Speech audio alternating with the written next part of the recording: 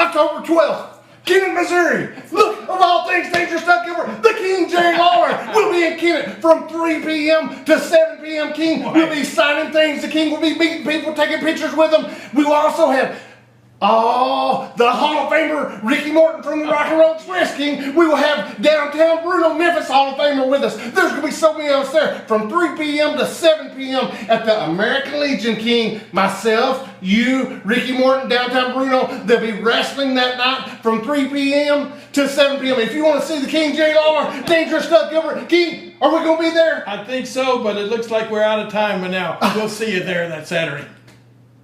Hey guys, Ray Russell here, curator of the WrestleCopia Podcast Network, inviting you guys to listen to many of the programs here as part of the WrestleCopia brand, including, but not limited to, the Wrestling Memory Grenade, currently covering the 1988 and the WWF project. You can also listen to the Regional Wrestling Podcast, where we talk the territories, whether it's Jamie Ward with Georgia 81, Roman Gomez with the UWF in 1986, or Gene Jackson covering Memphis in 85.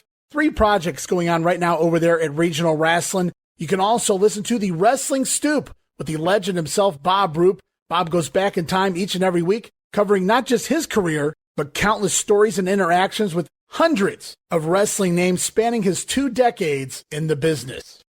But that's not all. You can also check out the Puro Wrestling Academy with the professor of Puro Resu, Mr. Dan Ginnity. Dan and I go back in time and cover the history of Japanese professional wrestling in the English language. And you can listen to all of those shows and more, all part of the WrestleCopia Podcast Network, located over at WrestleCopia.com. That's WrestleCopia.com, and anywhere your podcast streaming needs are met, from Apple to Spotify, Pocket Cast, and beyond. And while you're at it, why not subscribe to our social media guys for all the latest goings on here at the WrestleCopia Podcast Network. Plus, I'm constantly adding old school video clips and pictures from throughout wrestling history. You can follow us over on X, formerly Twitter, at Wrestling Grenade. That's at RASSLIN Grenade. Also, follow and like me, Facebook.com/Wrestling Grenade. And why not subscribe to YouTube.com/Wrestling Grenade.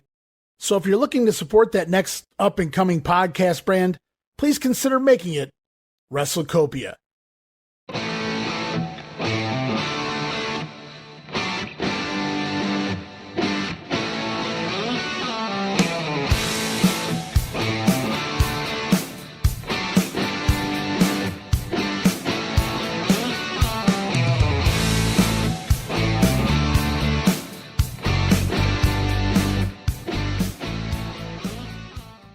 Hey everybody, welcome to episode number 10 of Dangerous Conversations with Dangerous Doug Gilbert. I'm your host, Gene Jackson, and as always, it's my pleasure to welcome the man you came to hear, Dangerous Doug Gilbert. Man, Gene, we have got a guy on here with us today that has been my number one doctor. And that would be no other than Dr. Tom Prichard. I want to know who your number 2 doctor is. Uh-oh. If I'm your number 1, I want to know number 2. We had him on last week, Tom. It was Dr. Harvey Whippleman. Oh, okay. All right. I just want to make sure. Good deal. How you guys doing today? Oh, we're doing good, Tom. Doing great, man. We're excited to have you. Hey, I thought he was fixing to say Dr. Tommy Rich. Whoa. Yeah, well, Tommy could have been a doctor. He just spent time a little too much time in the pharmacy, I think. There you go. Yeah. So. Well, Tom, here you are, freshly off being inducted into the Memphis Wrestling Hall of Fame. That's where we just saw you here recently. How was that, man? Tell us how that was to go in there in the Memphis Wrestling Hall of Fame. Man, that was awesome. You know, Memphis, as I said when I was inducted, Memphis has a long history for the wrestling business, and they stole a lot of ideas they got from Memphis. In WWE, AEW, anywhere you go, Memphis wrestling has an influence, and I was blown away, man. It was great. I thought Randy Hales and Terry Golden did a hell of a job, and it was really, really cool. Yeah, they certainly did. I had a great time. It was great seeing you, Tom, and and like I got to see you, Tony Anthony, Danny Davis. I mean, just a bunch of us that I hadn't seen in a long time, and you know, it brought back memories for me from you working in this territory and everything. And man, that was cool. One thing I don't want to bring up because you're wearing your Tennessee Vol hat and everything else, but I remember. No, I don't want to bring this up, but I have to because, and you'll probably hate me for the rest of the day. Chono. Oh, Chono, exactly, Mr. Chono. Mr. Chono was driving a car, and I didn't know, man. I was just being ridiculous and stupid at the time. And Doug's wearing his hat, and I didn't know that he collected hats. You know what I mean? With people who collect hats and have a favorite hat. Well, I just took his hat off his head and threw it out the window. But now in all right, that wasn't really Tom's fault because I was sitting in the back seat, as I recall, and Tom was sitting in the front seat, and I popped Tom. I don't even know what I was messing with him for, but something. I messed with him for some reason, but I would slap him on like the back every once in a while. He said, "If you do that one more time." So when he said that, you know, I had to do it one more time. But when I've done it one more time, he reached right back, and I went like this, like he was going to hit me, and he grabbed my hat. And he told Chono, he said, "Chono," he said, "you tell me in 1 mile." He said, "When we go 1 mile, you tell me." And Chono was looking at him and looking at me like we're both crazy. Yeah. And finally he said, 1 mile. 1 mile. When he did, Tom rolled the window down and threw my hat out the window. Yeah, I got heat that day. Yeah. But no, actually, I was thinking about that when I called you and asked you about coming on here with us, Tom. But it's funny, the stories that we remember. And that's why I tell Gene, Tom, you know, everybody thinks just we're at the building and we're in the ring. They don't think about us leaving the building and going to other towns or leaving our house, going to the towns and everything. And that's where some of the funniest stuff and stuff that us guys do is, to me, is great. Well, I got to tell you, I mean, in Memphis last week, you know, we were going to go out to have some drinks, Tommy, and I thought everybody was going, right? Didn't Terry tell? Were you there? Terry said go to Slip and Slide or something like that. Yeah, that's his place. Well, did you know there's 2 Slip and Slides in Jackson? There's No. 2 bars with the same name, and they're about a block away from each other. No. So we first went to one. Well, we pulled up, and we see Tommy outside, you know, and I just go ahead and walk in. They go $5. So no, we're with Terry. He says, "I don't care who you with, $5." So all right, paid $5. Well, then I got to thinking, wait, maybe I ought to go outside and ask Tommy while he's out there what's going on. So I called him, come in, and tell him to charge us $5. Long story short, the guy says, "Hey, there's another bar right up there. That's the one you want." Called Gets better though. Hold on. I mean, here's a story to tell. So we go, and this Slip and Slide is like, it's got loud music coming out, rock and roll, and everybody's going through a metal detector. And we go through the metal detector, get there, and the lady at the entrance there, she goes, "It'll be $45 for 3 of you." $45. We're with Terry. She says, "We don't know no Terry." I said, "Okay." She said, "Well, just a minute. We'll get Pookie up here, and you can talk to Pookie."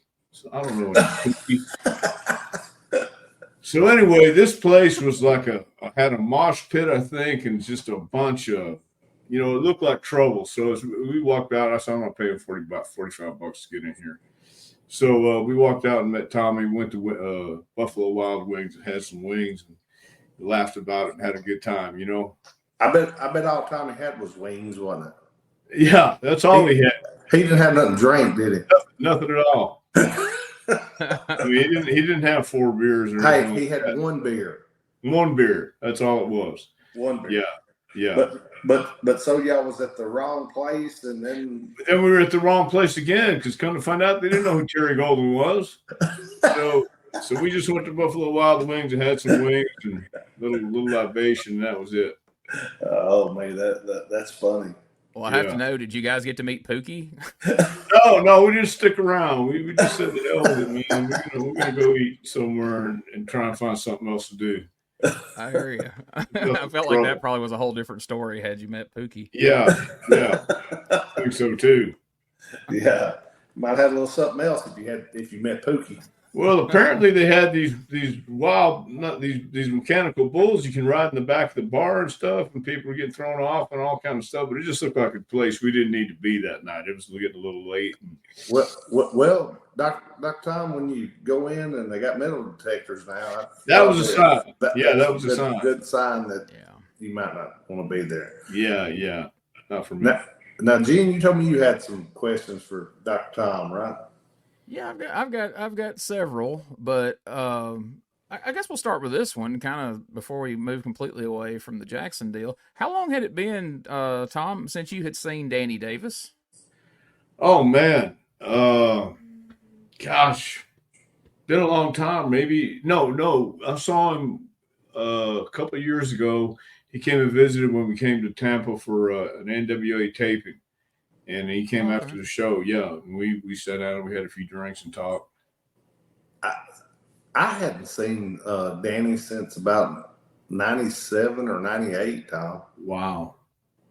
And that's what he come up and me and him hugged and everything, and he was telling me some stuff in my ear, and I told him I just talked to him a day or two ago, and I told him, I said, man, you about made me break down. And I said, there's not many people that can do that, but Danny's a great fella, and he was just telling me stuff about my dad and how my dad really helped him and took him under his wing and stuff. And man, just stuff like that, it hits you. And then he got to Eddie, and he started talking about stuff with Eddie that, and it was heavy. Yeah, pretty hard, man. Yeah. We went to lunch before the ceremony and everything, before everybody got selling gimmicks and all that stuff, and we had a good long talk too. So yeah, it was one of those weekends, man, where you're catching up and you're telling everybody what's going on, and you go, oh, I didn't know that, and you go, whoa, I really didn't know that. So well, I guess before we even started this, or at first, me and Gene should have thanked you, and people be saying thank him for what, but actually we kind of borrowed your room to do a podcast, and didn't we, Dr. Tom? Yeah, and I meant to ask you about that, man. Left a few presents there for me, I heard. Open up the toilet, and there was it was good, man. So Tommy kept telling me, and I'm thinking, now, wait a minute. And then again, Tommy, it's always a suppose it did. Yeah. But everything. And Doug said, "This is Dr. Tom's room." Tommy said, "Oh," and we went to the bathroom. We didn't me or Doug, neither one went in after that. So yeah, they left me a little present, all right. There you go. Yeah. But yeah, Danny Davis is a guy that you'd be hard pressed to find anybody to say a bad word about, man. Like everybody loves that guy. Yeah, he broke in the hard way too. He broke in around Dyersburg with was it Herb Welch? Yeah. Yeah, Herb and he got a start down there, so he came up the hard way. Yeah, he sure did. Danny's a great guy. I mean, he's just a great guy. We traveled a lot, which I was around Tom when he was here a lot, and Danny when he was here a lot, but also in Continental, all three of us traveled around a lot together. And man, that was some good times, wasn't it, Tom? Yeah, it was. I mean, it really was. And, it was a different time in the business. The business was traveling in the cars. Didn't have cell phones. No. Didn't have any of that stuff, but you made up for it and just had great trips. I loved Continental. I grew up in North Mississippi, so I grew up on Memphis and Continental, and my dad used to take me to Columbus to the Lavender Coliseum to see you guys down there. And we recently had – now, Tom, you know what one of his favorite angles was, right? I'm not sure. Okay, Gene, tell him. Well, that's where we're headed right now. We had Dirty White Boy Tony Anthony on the show recently, and of course – I had to tell Tony, that I could. One of those vivid memories of watching wrestling with my dad was watching Continental the night that Tony hung you out there at ringside. And I was telling him and Doug, I said, I'd have to, beg my dad, like, man, please take us to the matches, and he liked it, but he didn't necessarily like having to get off work and head to Columbus, for a show and fight the traffic and all that. But I told them, I said, that night after that angle, my dad goes, "When's that next show in Columbus?" And I said, "I think it's like 2 weeks from now." He goes, "We got to see that. Dirty White Boy just tried to kill Tom Prichard. We got to see what happens, man." He was all in on that. So as the hangee in that situation, I got to hear your side of that and what your memories of that whole angle was. Well, I'll tell you exactly what it was, because Randy Colley, if you remember him, he's part of Demolition. Detroit Demolition, ain't that what Detroit Demolition, yeah, sure was. He was I don't remember how he got the needle, but he had, maybe it was a diabetic needle, but he drew blood from my arm and put it in a condom because when we went out, I was going to be hanging from the ring, and I was going to have blood coming out of my mouth. Well, I don't know if you've ever bit into a condom or had the occasion to be by the condom, but I have, and they don't break real easy. You know what I mean? They're meant not to break. So if you get a condom that's too easy to break, they're defective, I understand. But anyway, he put that in the condom, and I knew he didn't tie it tight enough, and I'm thinking, well, he knows what he's doing. And he was telling me all you got to do is just bite it, and it'll come. Well, when I went out there and was talking to Dirty White Girl and all that stuff, and she turned me around, Tony came in and hit me with a chair. The referee came out. My glasses fell off. The referee came out and put the condom in my mouth. And now I'm feeling it. It's all squishy in there, and I'm going, oh, Christ. I know I'm not going to be able to pop this thing. And somebody had a pin or a blade or something. I think it was Danny Davis who actually had the blade. At the end of the deal, after he hung me, he hit it, and the blood came out, but they were already off TV, so it kind of wasted that angle. But no, that was pretty crazy, man. I remember we pitched it to Eddie.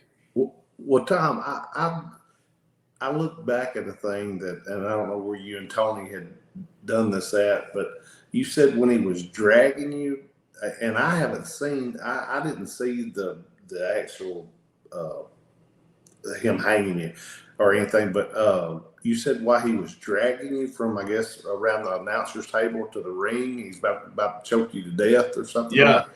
Well, if you've ever had the occasion to have a noose around your neck and a condom in your mouth at the same time, let me just, I'm here to tell you, it tightens up as you pull it. And Tony's trying not to choke me, but it's just tightening up. And my hands are handcuffed behind my back. And it was like a riser where Gordon Soley and Charlie Platt were, and he had to throw me down and then drag me from the floor. And there's no way for me to tell him he's choking me. There's no way to talk to him. And Tom, now, I think Tony told me it was your idea about the handcuffs, wasn't it? Well, it was my idea about the hanging. Eddie says we need something else. I said, what if he handcuffs me with my hand behind his back? Sounds great. Eddie didn't think the hanging was enough, huh? No, he didn't. He said he knew something else too. What else can we add to it? Well, at least, Tom, that hadn't been done. I mean, people had, like you said, they copy stuff, but you add a little something to it. That was a little something to it, wasn't it? That sure was, man. I got the idea watching it when I was a kid. They had a guy named the Hangman, and he put a noose around Nick Bockwinkel's neck. It was just bill him around the ring. It scared the hell out of me. Right. But yeah, that was pretty violent for that time. There was no way. I mean, they couldn't say I wasn't hanging because I was hanging.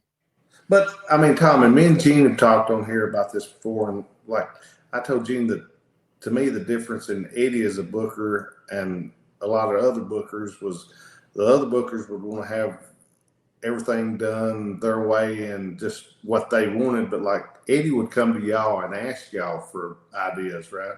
Yeah. Yeah. And I mean, wasn't that cooler? I mean, that was much cooler. It was much better. Yeah, I think so. And we had a great time doing it. We had an angle planned out. He beat me for the title, and they chloroformed me. Then I cut his hair, and then he hung me. So, what he said, his hair didn't ever grow back, didn't he? Oh, wait a minute now. No, I think that's what he said. Oh, okay. I got you. Not what you said. No, I didn't say that. But I want to feel like if y'all had stayed at that second slip and slide rodeo, you might have had a second occasion to end up with a noose around your neck. Ooh, I'm telling you, man. I was looking at the customers in that place, and I went, "Yeah, I don't think we need to be there." And when I told Wildfire, he agreed. Yeah, I got my slides on. I don't need to go in there and get in no trouble. Oh, man. Yeah, that's the last thing I needed that night was to get a call and come get you and Tommy out of something. Yeah, because there's definitely gonna be something in there on Fireball. Okay, Gene, what else was it about the angle that you was?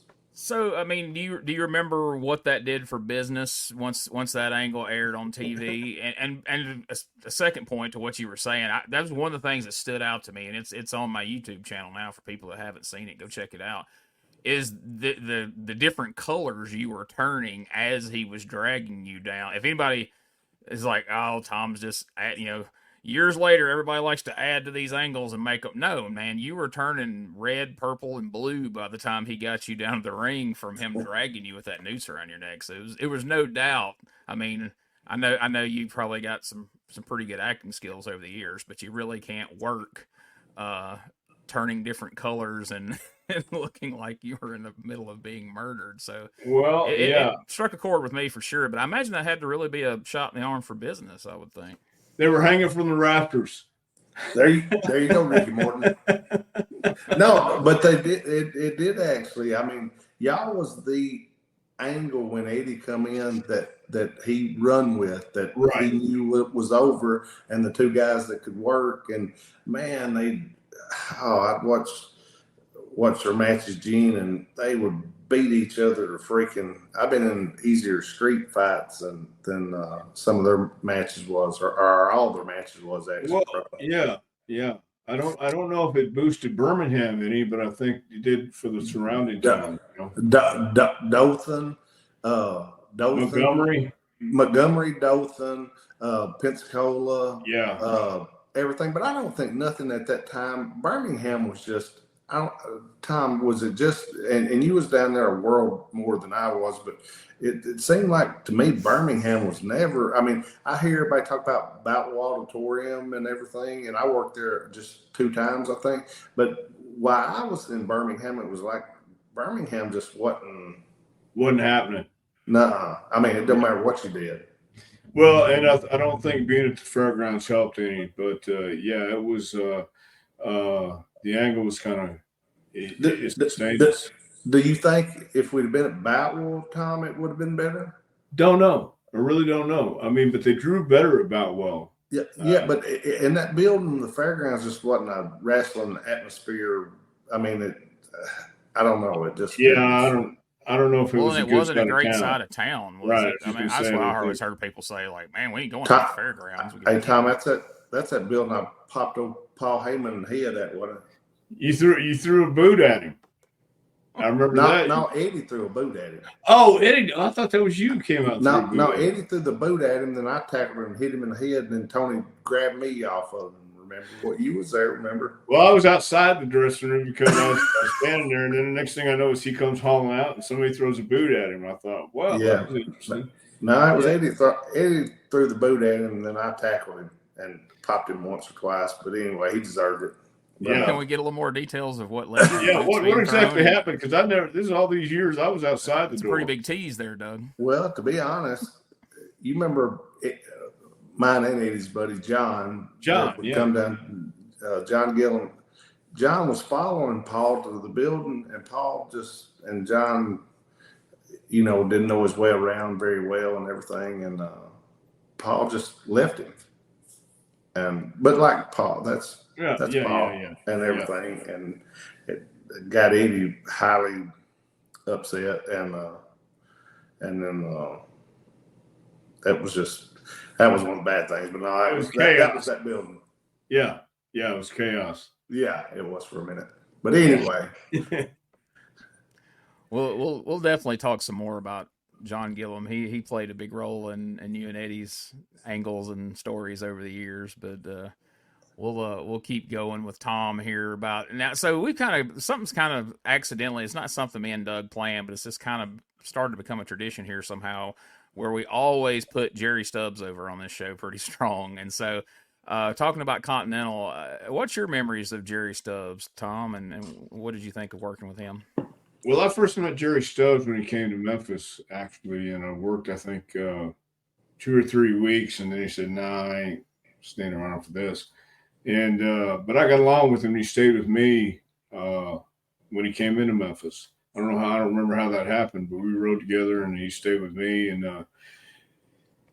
then when I got to Pensacola, I stayed at his house, and he had a pool in the back. And what about Tom? What about he had a hot tub inside? Remember that? I think so. Yeah. Yeah, like indoor big hot tub, like we're 8 guys. He had it going on. Like I said, I told Gene, Tom, that Jerry taught me a whole lot. That's who Eddie put me kind of in angle with right when I come in Continental. Man, Jerry was such a smooth worker, wasn't he, Tom? He was a smooth worker. Yeah, he was really good. He was great. He had timing. He had chemistry. And with anybody he got in the ring with, he could make it work.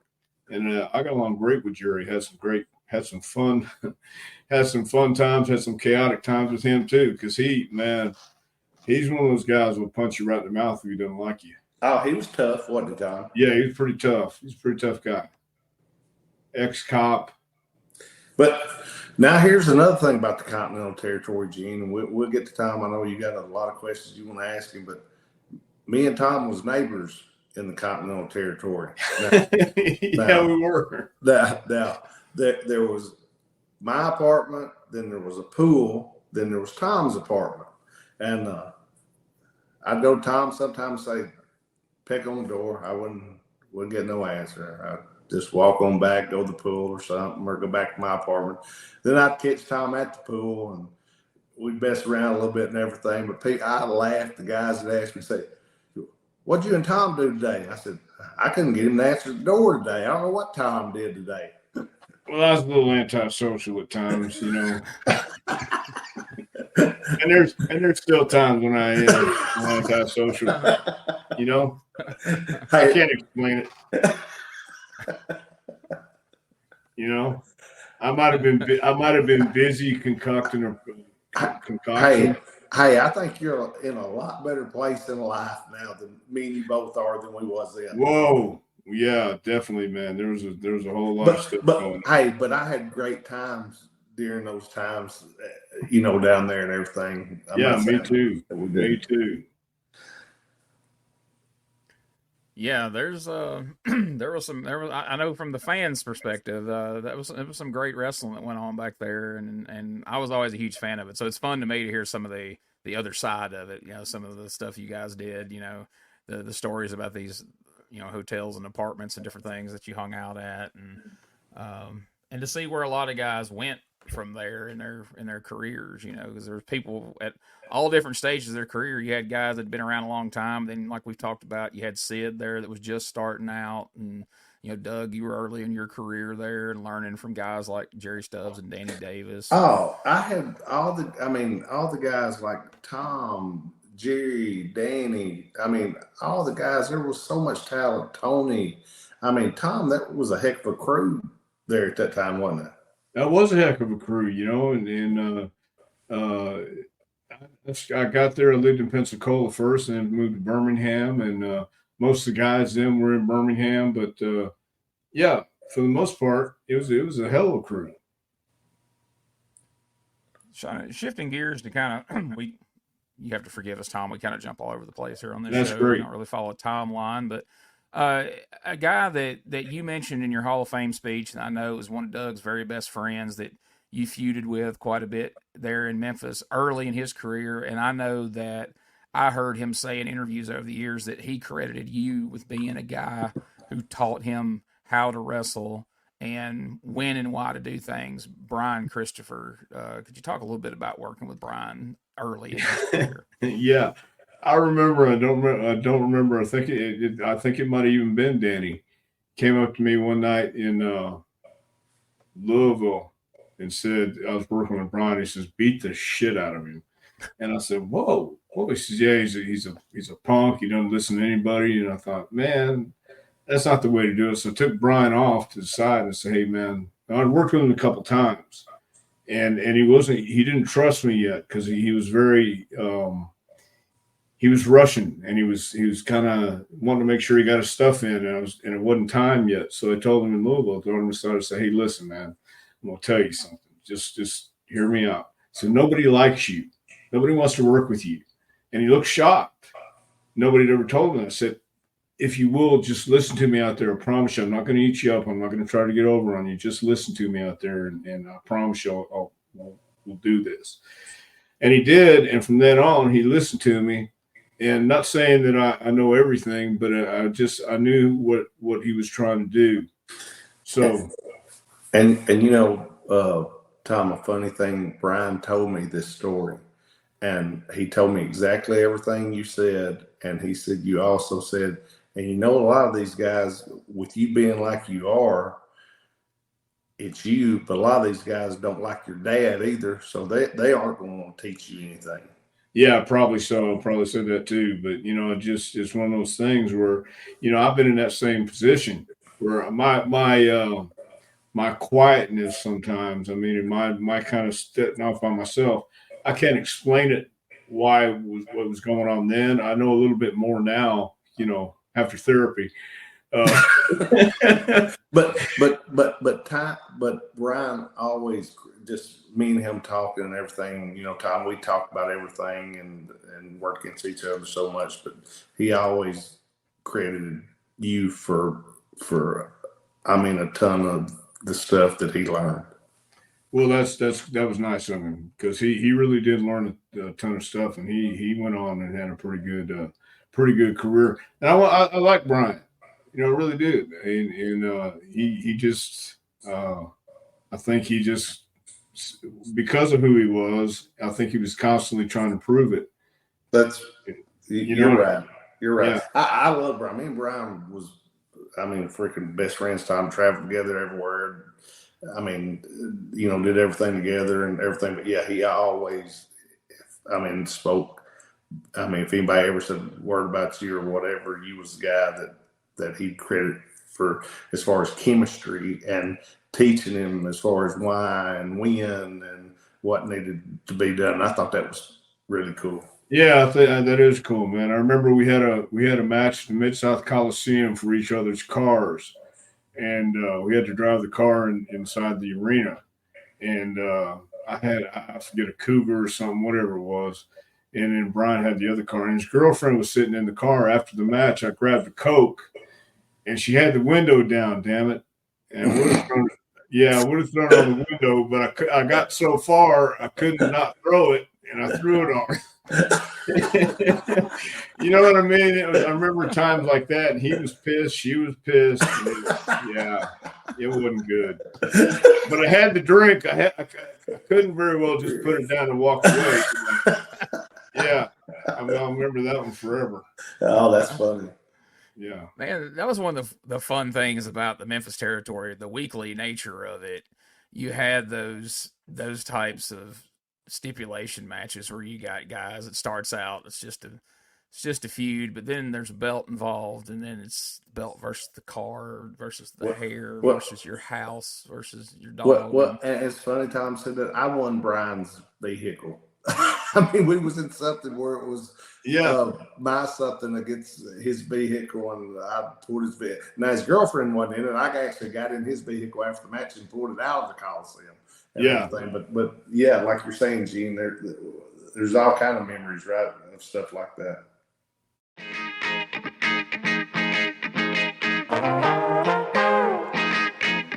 Hey, it's Bob Smith, and guess what? The Outdated Wrestling Hour is now part of the WrestleCopia Podcast Network.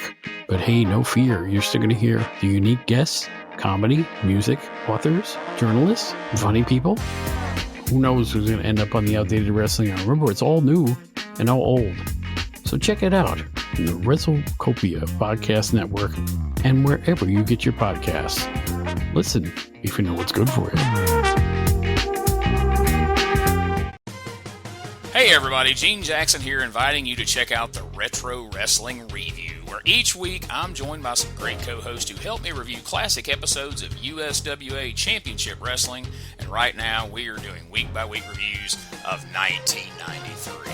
But we don't just do reviews. Sometimes we get a chance to interview some of the people who were there and lived it, plus do watch-alongs. It's a lot of fun, so check out new episodes that drop every Wednesday at WrestleCopia.com. And to find links to everything associated to the podcast, you can go to USWApodcast.com. And we've talked about that. I don't know if there's many people that lost their hair more time than Doug did, but there certainly wasn't people who lost their hair in matches where his hair wasn't even at stake. That's what I was going to say, Tom. I don't know. How do you do? That's when you're, I guess, really one of the guys, right? When you're not even in the hair match, but you go in the ring and with father and son, when they're in a hair match against each other, and you wind up getting your head shaved. Ain't that yeah. What's wrong with that? What's wrong with that? Yeah, what's wrong with that picture? Man. Yeah. But hey, you're gonna laugh. You're talking about vehicles. We was doing radio for that show that we was just on, and Jimmy Valiant said we was at the car lot, and he said the Kingfish stole my car, and I said he did what, Jimmy? He said he stole my car. I said he stole your car. He said, yeah, he stole my best red Corvette I ever had. Kingfish stole my car. I laughed. But it was a match and everything, and it was for a red Corvette, and I laughed at him. He was funny. Well, there, you know what, and just real quick to go on that, I was with Handsome and Tommy and Jimmy Hart in St. Louis a couple months ago, and he was talking about a red Corvette that he was driving, and then Jimmy had to get in to take it to Jerry Jarrett's house, and he said, he called up Jerry and he said, I think we got a problem. I said, what's that? He said, there's marijuana seeds. In the car. Have you heard about this? Well, couldn't find out. It wasn't marijuana seeds. It was the sesame seeds. Oh, that's funny. From a McDonald's hamburger. So Jimmy didn't smoke pot back then. So yeah, it might have been that same red Corvette until Kingfish told on it. Oh, that's funny. Yeah, I thought that was good. Yeah, that's cool. So speaking of matches at the Mid-South Coliseum, a match that happened at the Mid-South Coliseum that I was there for that took place between you guys is in 1996. Tom, you're a member of the Body Donnas teaming up with Chris Candido, and the Godwins are involved, and Doug and Tommy, y'all faced off in a three-way tag match in a WWF show at the Mid-South Coliseum, and it was an afternoon show. And there was a huge card. I actually got a poster of it over here. Oh, that Tom, he's talking about that USWA against the WWF deal. It was Lawler against Bret Hart, Brian against Tatanka, and you and Chris against me and Tommy against the Godwins. You remember that, Tom? Wow. Man, hey man, that was cool. Y'all freaking put me and Tommy over like $1 million, which I mean, and y'all was the champions at the time. Wow. Well, and that was kind of in that however many months we held the titles. But yeah. Well, how many ever months y'all was the champions, and I mean, but y'all made me and Tommy, I mean, y'all put us over like $1 million, and I mean, it drew great. I don't know, Gene probably knows what it drew.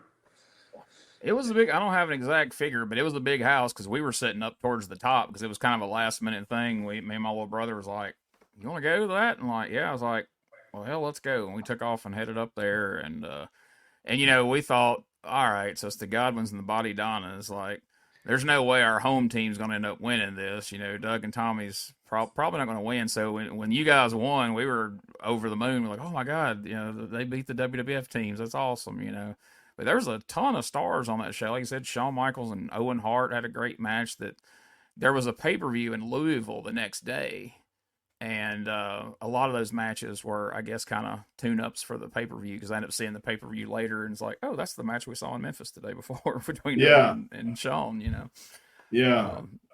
Well, they like doing stuff like that. Yeah.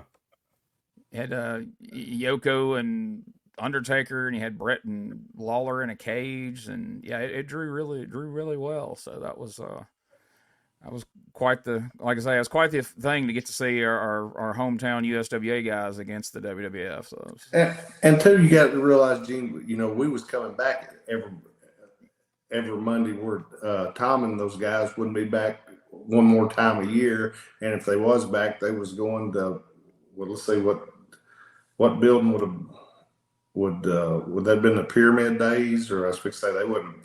No, I don't even think the Pyramid was there yet, or was it? I don't know. 96. Yeah, it was.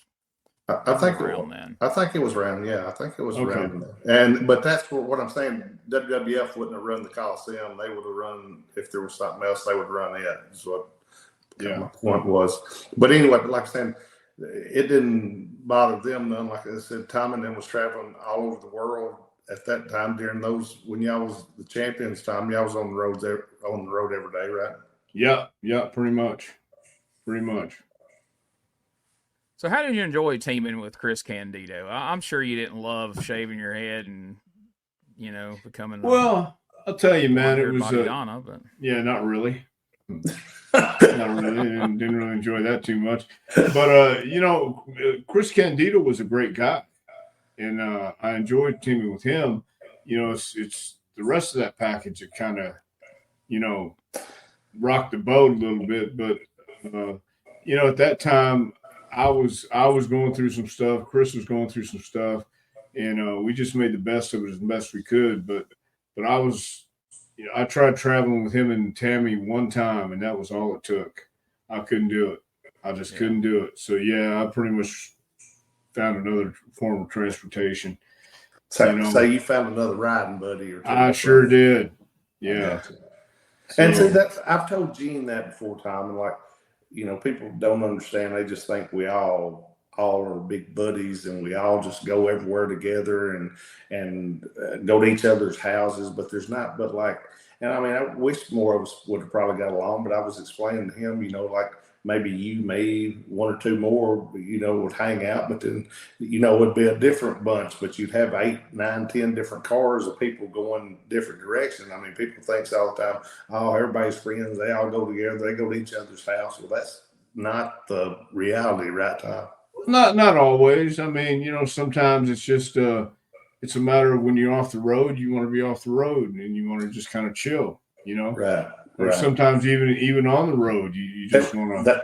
Well, that's what I was telling, but that's, I think, the perception, people's perceptions, we're all going to the same place, like they think we're together. But I told him, it might be me and you, and we might not care about being around another, some of the other guys, and we might get a car and just go our own way. But everybody had their own. It wasn't like everybody was great buddies, like everybody, always thinks. Right. But I mean, for the most part, everybody got along. Tried to. Yeah. Right. Tried to. Yeah. Yeah. Done our best anyway, right? Well, especially me. I do my best all the time.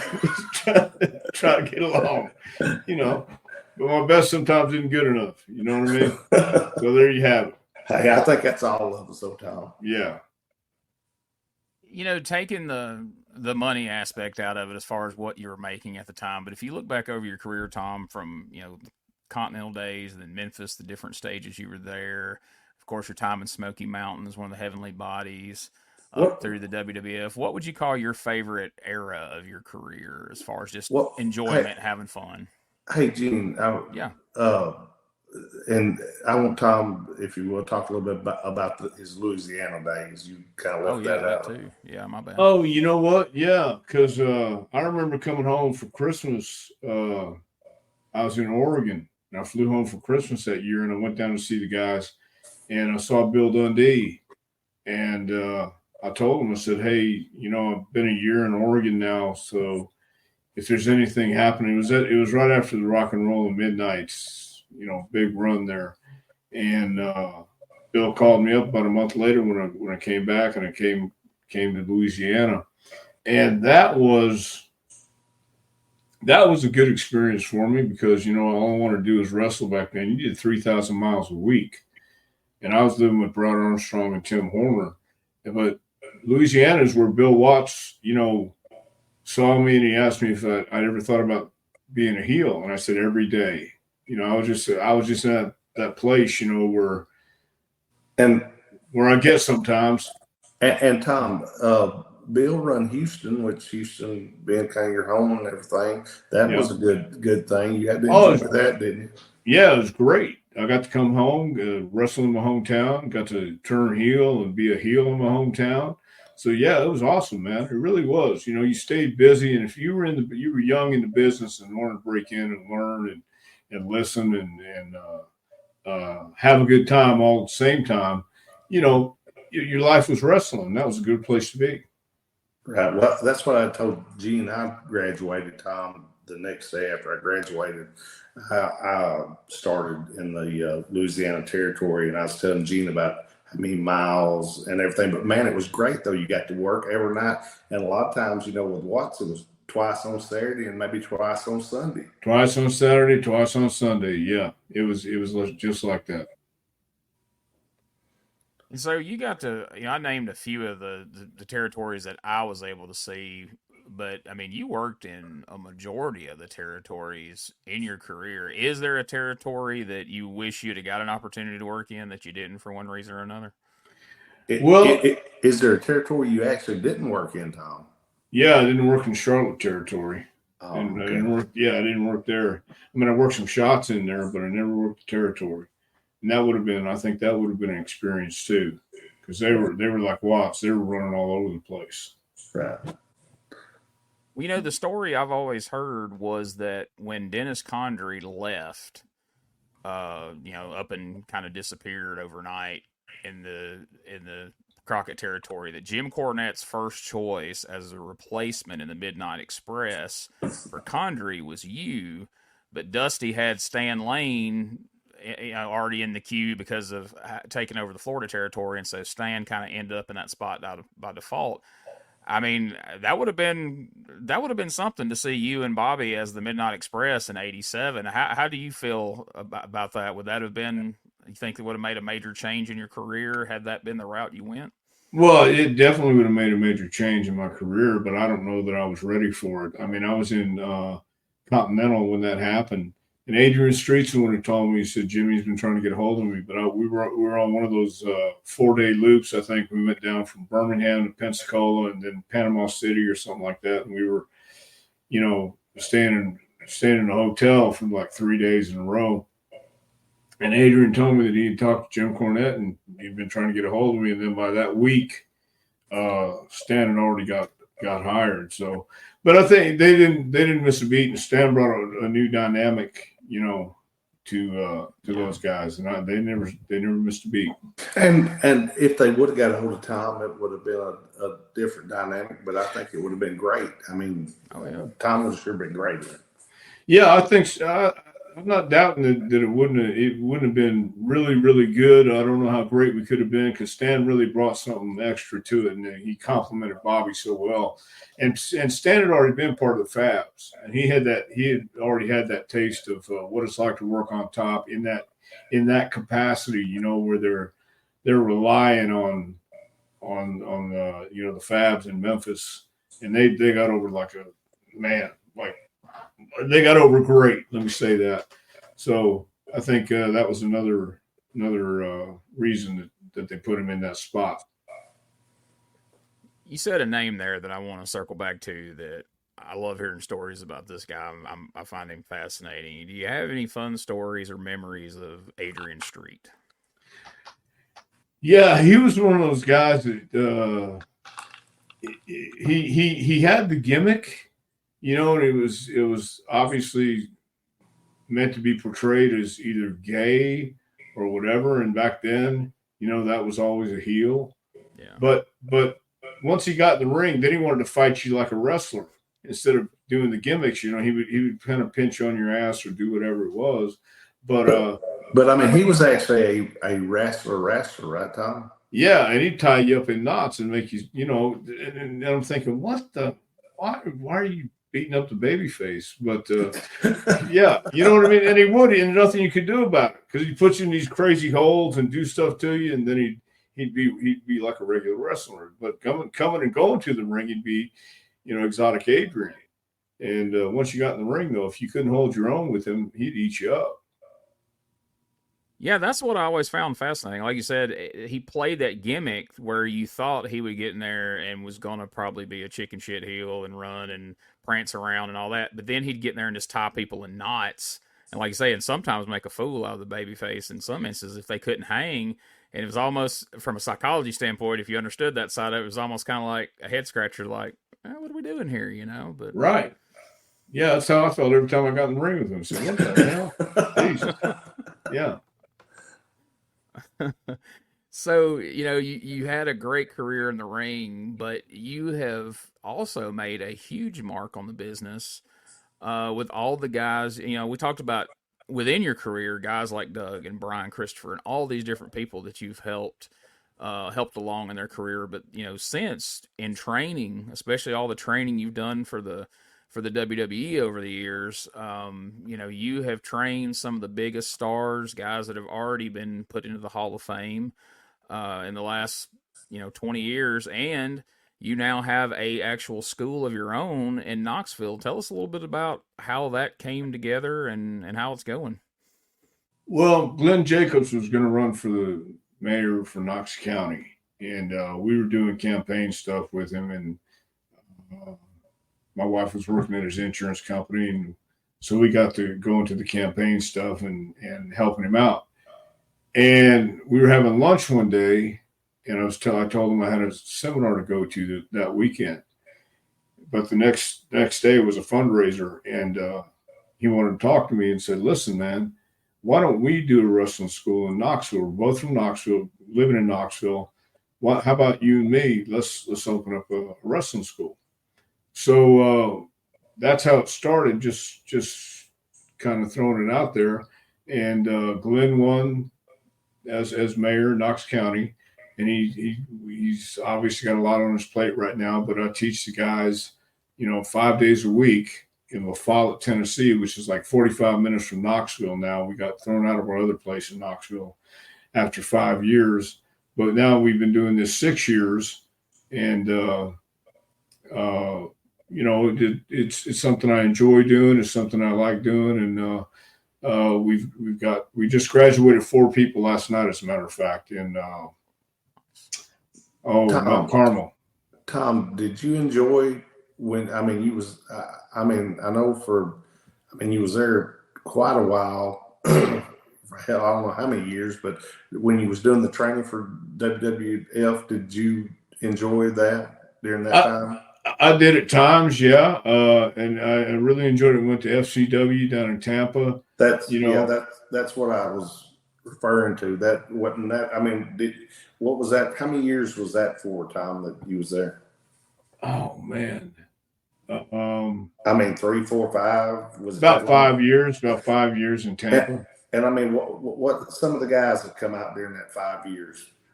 Seth Rollins, Roman Reigns. They're top guys. Yeah, guys like that. And if you look at everybody who came out of Heath Slater, came out of the last 5-6 years in WWE. They Right. came out of Tampa and they came out of the Performance Center. Right, that's cool. That is. Over the years of people you trained from that era on, is there anybody that really stands out in your mind as somebody who just seemed to just have it naturally, like it just came to them more natural than anybody else that you can think of? Kurt Angle. Kurt Angle was a pretty natural guy. For an amateur wrestler, especially guys that not used to getting on their back or being put on their back, that's so foreign to an amateur wrestler. But Kurt understood it from day one. I told him when we got in the ring the first time when we lock up, I said, "I have nothing to prove to you, so don't stretch me. Don't try anything, please. I'm begging you." So, but no, we locked up. He locked up great, and he got it, man. He understood. And on the other aspect of that, Tom, is there anybody on top of your head that when you first started working out with them, you thought they might not get it and they really caught on? And Mark Henry, I wasn't too sure about. He was an Olympic weightlifter and he had his ideas about things, and I wasn't sure he was going to catch it, man, but he did. He got on. Man, that's great, ain't it, Gene, to hear some of these stories. It is. Yeah, Kurt Angle is such an interesting case because so many of those guys, like you said, the Olympic types and the amateur types, it's so hard for them to catch on to, like you say, not only just the working aspect of it, but the personality of it. It was amazing to me what a natural personality and how he took to that side of wrestling, the promos and the humor and the backstage segments and things like that was really amazing. Yeah, he was a good guy outside, man. We would have dinner, and he knew how to tell stories. He had a lot of good stories too, and he was a pretty charismatic guy. So when you have people coming in these days who are signing up from the school, how different are the prospects of people who are wanting to get in the wrestling business compared to, we'll make a couple of different comparisons. One, compared to like the days when like you guys broke into the business, and then even like in the days 10, 15 years ago, as you were first going into doing training for the WWF. How different as today's person who's interested in breaking into the wrestling, their mentality, just them as people, as the people who took an interest in wrestling back then? I think the perception these days is anybody can be in the wrestling business, so to speak. And there's a school on every corner, which we're just as guilty of. You know, there's a wrestling school out there. You can go to wrestling school and then become a wrestler. Back when Doug broke in, you had to know somebody who knew somebody, and it was a real secretive, mysterious business. And Tom, but you had to be able to be in the business. Like you said, yeah, there's a wrestling school on every corner, but on 90% of those corners is probably somebody trying to teach that don't know. Right. And like you said, and you might have had to know, like you said, somebody at our time to get in, but if you couldn't do it, you wasn't going to be in the business long. Yeah. You was gone. Yeah. And these days, you know, you can get in, and anybody will book you. They can run a show on every corner too these days. And that just back then there was not that I'm for commissions, but I mean they had more commissions. They had people looking out for it, and it wasn't easy to get a license. You know, promoters kind of kept their licenses real tight knit, you know, in the towns they ran, and it was hard to get a license to promote, much less wrestle. And it was just a whole different. The business was different back then.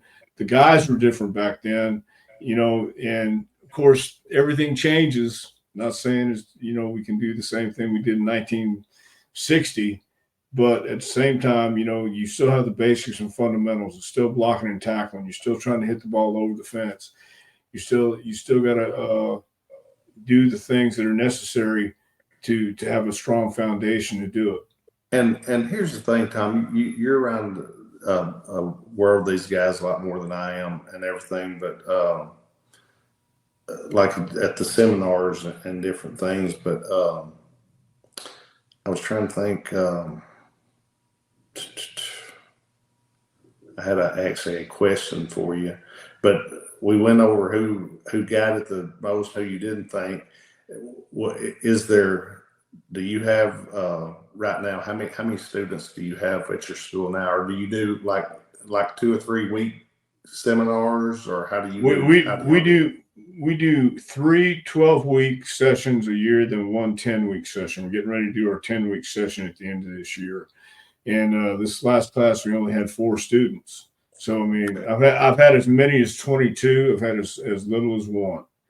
And but we do 12 weeks. They take a week off, do another 12 weeks, a week off, 12 weeks, a week off. Then we do 10 weeks, and we do Christmas. And we start over at the first of the year. Okay.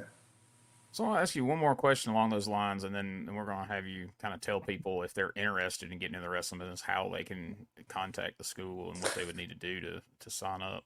And Gene, just 1 second. I know what it was, Tom, that I was wanting to ask, but also I hear a lot of people now say that people comes to wrestling schools. Like you said, there's a ton of them, but there's not a ton of people that they should be going to their schools. But they say there's more people like now that wants to be actors. It's not so much I mean, they want to get into it's like actor type people, not wrestling type people. Is that the case? Yeah, I've seen that. I sure have. I've seen a lot of people who think all they have to do is flip, flop, and fly, and then they're in the wrestling business. Hey, man, I can do good stunts. I've heard that too. And that wasn't it. You still have to learn how to lock up. You still have to learn footwork. You still have to learn how to move around and do the simple basics from a headlock to a waist lock takedown or hammer lock. A lot of people don't realize that, so they just think they have to do the good moves. And Tom, it still works, don't it? I mean, it does if you know how to. It's not the holds you do; it's how you do the holds you do, and in between the stuff. It's the in between moments that people forget about. One thing about wrestling in the past several years is women's wrestling has really evolved a lot from what it was back in the day when you'd have your women's match on the card, and a lot of the matches were all very similar. Do you find you have a lot more interest from female students looking to get in the business, and do they seem to have a different mentality from what the women of the past did when they got in? I had one woman this last session. She's tougher than all the guys. You know what I mean? Right. She just I've had as many as 4 women at one time in the class, but to do this you really have to be dedicated and responsible about showing up. And some women just to do this, number one, you have to be a little crazy, but as a woman especially, to want to do this and take the bumps and do the same thing the guys do, it takes a lot. So I give them all the credit in the world for doing it. Well, Tom, if somebody is listening to this and they they have an interest of trying to get into the wrestling business and they want to come to the Wrestling Academy there in Knoxville, how would they look you up? How would they go about trying to make that happen? All they have to do is email me at jpwrestlingacademy.com. It's actually Gmail. Go to Gmail. Let me try that one more time.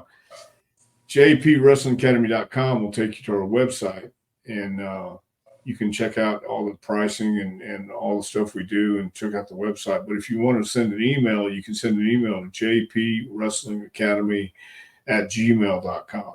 And somebody will get back to you and let you know all the information. Well, hey, like you said, there's wrestling schools out there on every corner. There's guys who have never been anywhere or done anything that are charging people ridiculous amounts of money to train. Tom Prichard's reputation speaks for itself. The people that he has trained over the years speaks for itself. So if you want to get in the business and you want to be trained by someone who has been in the business, who has been successful in the business, who can send you down the right path to actually succeeding in wrestling, not just, being the big hit at the Armory down the road from where you live. This is the man you need to reach out to.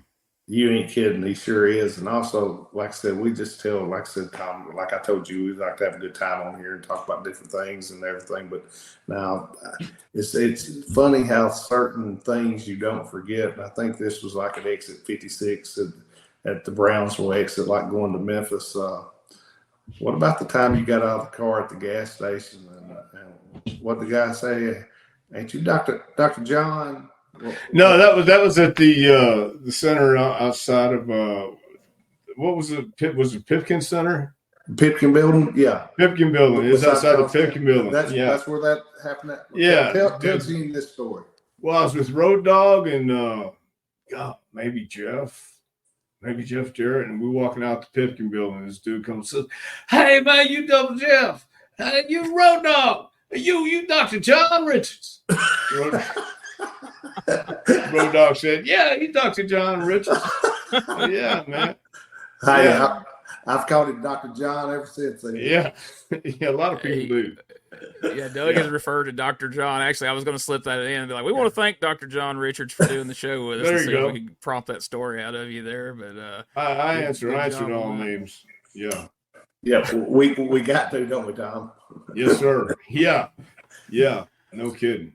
But man, Tom, we sure appreciate you. I appreciate everything you've done. You've been, my dad was around you quite a bit also, and everything, and yeah, good man, and everything. But man, we sure appreciate you being on here with us and everything. And I sure appreciate everything that you taught me and helped me with, and I appreciate everything you done with my brother, and my brother sure appreciate it. Like I said, I told Gene that, different bookers have different styles, and like I said, a lot of bookers don't want you telling them anything, but I thought that was kind of one of Eddie's cool things. Like, he would come to people like you that had a mind for the business, and that he knew that you knew, and he would ask y'all and let y'all, and might put something, like I said, put something else with it, but let y'all have. And to me, Tom, that always, that makes you want to do more. We all want to do as good as we could do, but don't that make you want to do a little more and everything?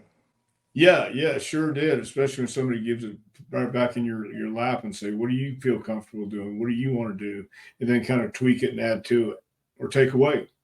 Yeah. Good.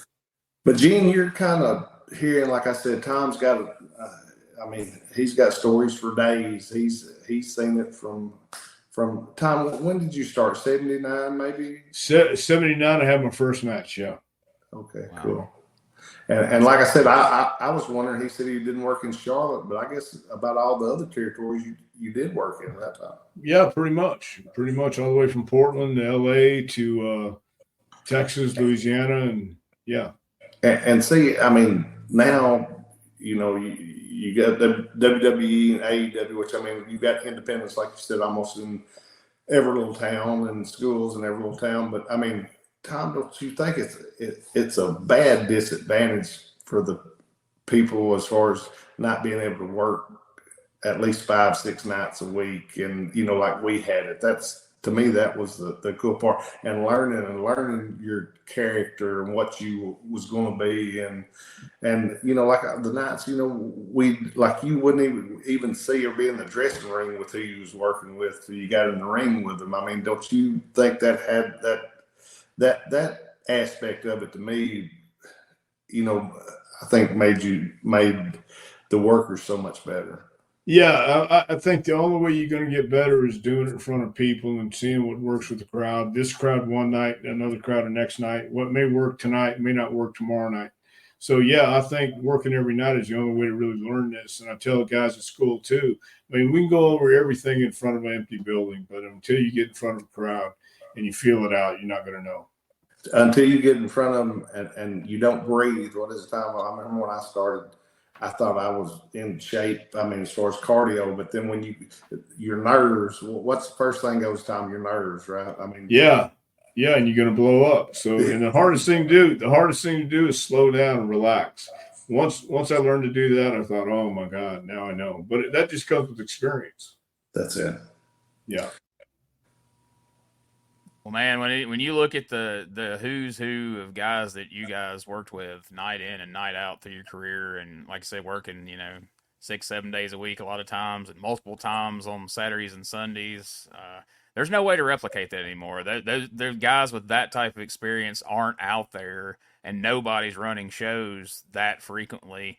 There's just not an opportunity for people to get the kind of experience that you guys got coming up through the territories, and it's a shame, but it's just a fact of life, Yeah, it's non-existent, man, but I still think that's the way to do it. There's certain things you got to do to figure it out, and to have somebody with more experience than you who understands and knows how to do it. And so you slow down, sit here, come up, hit me, no, go back down. We're going to make it a little longer. And that just, yeah, you're right. It doesn't exist anymore. And Thomas, like I've told Gene before, they think, look, these big office wrestlers, and the last thing just common people thinks is the word psychology. But like me and Brian taught, and he told me that you actually taught him psychology and why to do the things, when to do them, why you was doing them for, and everything. But that's what, anybody be crazy. I think, I'm sure there's other guys out there, but you'd be the guy that if I wanted to send someone to a wrestling school, I'd want to send them to you. Awesome. Well, please do if you do. Absolutely. Well, thank you, Tom. This is what we do this show for, is for people to hear guys like you learn about the wrestling business and have some fun, hear some fun stories in the process. And we got plenty of both this week, didn't we, Doug? Oh yeah, like I said, old Dr. John there, he could he could tell you stories for days, great stories. I mean, I've traveled with him and worked with him, and like I said, he's been, man, it's just cool to me, Tom, like you talk about the territories and like I said, the stories and like at all the territories, like I said, I tell Gene, people wants to talk bad about stuff and everything. There's so much actually fun stuff that when we left the building and when we went and we go to the hotel and go do things that we laughed and had fun. And, people wants to be downers so much these days. And to me, I told Gene, man, why can't we just talk about fun stuff? The good times, yeah. Right. I had a lot of great times. That's where I met Tommy and Brian Armstrong in Atlanta, Georgia. When I first met Tommy Rich, I couldn't believe it, man. He was insane. He's still insane, but in a good way. In a good way. You know what I mean? And Tommy's never changed. No. Exactly the same, I think, from when he's probably started to right now. Yeah. And everything. But hey, Tom, man, I sure appreciate you being on the show with us. And like I said, if there's ever anybody that asks me and Gene about wrestling school, you'll be the one that we'd tell them to go to. Awesome. Thanks, guys. I appreciate it. Good deal. Thank you, Tom.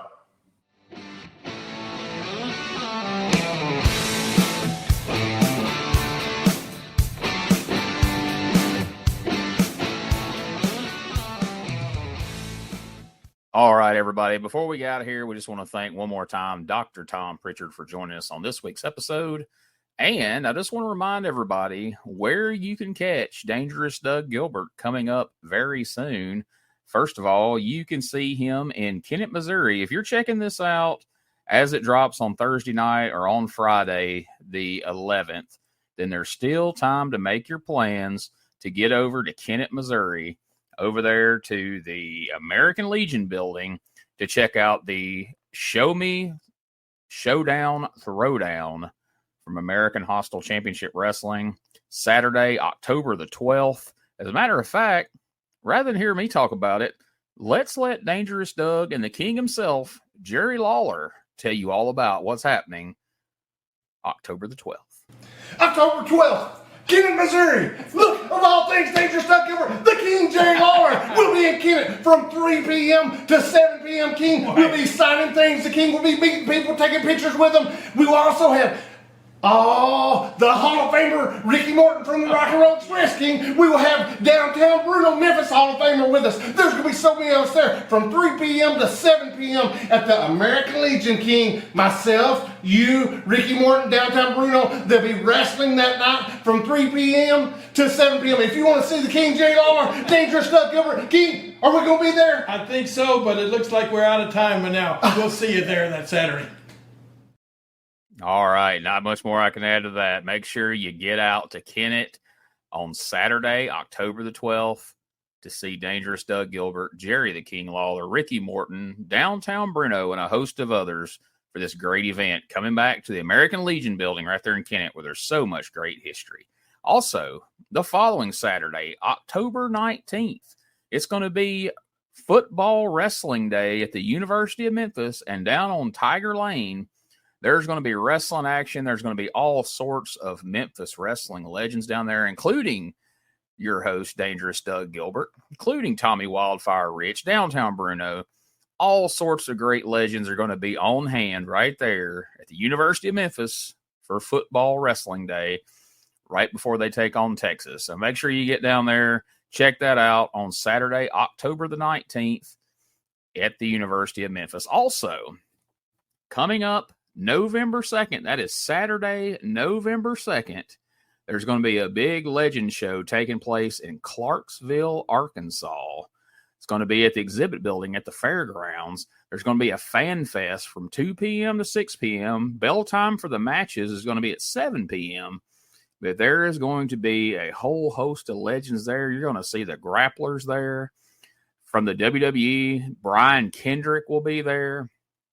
Preston Vance from AEW, The Perfect 10, Baby Doll, Action Mike Jackson, Miranda Gordy, Tony Atlas, Mr. USA is going to be there.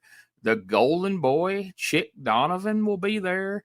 And, of course, Dangerous Doug Gilbert and Tommy Wildfire Rich is going to be there as well. This is going to be a big one.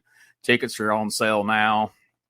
You can go to our Facebook page, Dangerous Conversations with Doug Gilbert, find out where you can get your tickets in advance. And again, that's Saturday, November 2nd in Clarksville, Arkansas for this huge legend show. You don't want to miss that. It's going to be a great one. Now, and by the way, if you have an upcoming wrestling show, autograph signing, collector show, Comic Con, or any event or booking that you would like to inquire about the services of Dangerous Doug Gilbert and or Tommy Wildfire Rich, just send us an email at DougGilbertPodcast@outlook.com, and someone will get back to you as soon as possible to find out more information, and we will do our best to do some business and make that happen. Also, if you're interested in advertising your event, business, or product to the listeners here on Dangerous Conversations with Doug Gilbert, as well as across all our social media platforms, you can also send those inquiries to DougGilbertPodcast@outlook.com.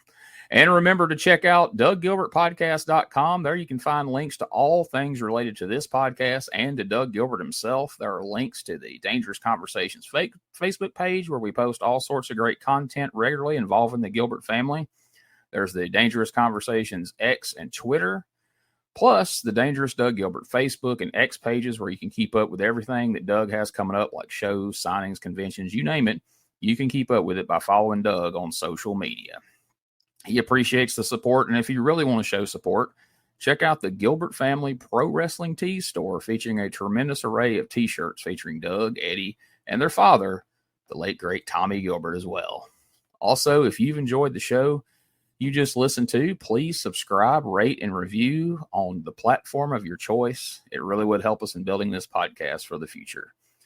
And if you want to see a plethora of matches, promos, and angles involving Doug Gilbert and the entire Gilbert wrestling family, plus tons of other great old school wrestling, there's literally over 1,000 videos over at youtube.com at Retro Wrestling Archive. We're adding more videos every day of not just the Gilberts, but old school wrestling from all over the world.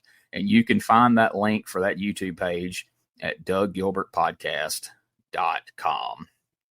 Plus, don't forget you can find all things related to my popular retro wrestling review podcast at uswapodcast.com.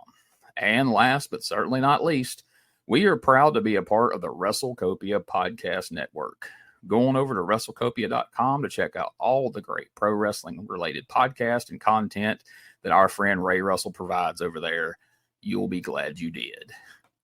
So with all that being said, we look forward to seeing you here again next week for another episode of Dangerous Conversations with Doug Gilbert.